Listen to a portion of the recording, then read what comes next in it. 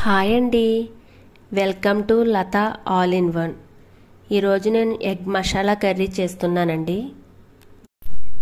ఒక కడాయిలో 2 టేబుల్ స్పూన్ల ఆయిల్ వేసి బిర్యానీ ఆకులు 2, 4 లవంగాలు, 2 దాల్చిన చెక్క, 1/2 టీ స్పూన్ జీలకర్ర, 1/2 టీ స్పూన్ ఆవాలు వేసి వేయించాలి.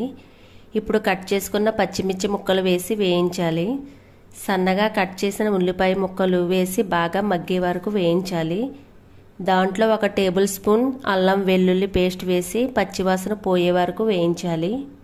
ఇప్పుడు సన్నగా కట్ చేసిన 2 టమాటాలు వేసి బాగా మగ్గే వరకు వేయించాలి. రుచికి సరిపడా సాల్ట్ వేసి బాగా కలిపి ధనియాల పొడి, మిరియాల పొడి వేసి కలపాలి.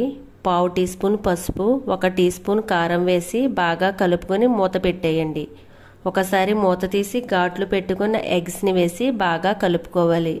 ఫైనల్గా గరం మసాలా, కొత్తిమీర చల్లుకుని సాల్ట్ సరిపోయిందా లేదా అని చూసుకుని కట్టేయాలి. అంతేనండి, చాలా ఈజీగా ఎగ్ మసాలా కర్రీ రెడీ అయిపోయిందండి.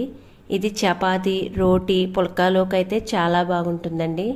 నా వీడియో కనుక మీకు నచ్చినట్లయితే ప్లీజ్ సబ్స్క్రైబ్ చేసుకోండి. అలాగే ఒక లైక్ కూడా ఇవ్వండి.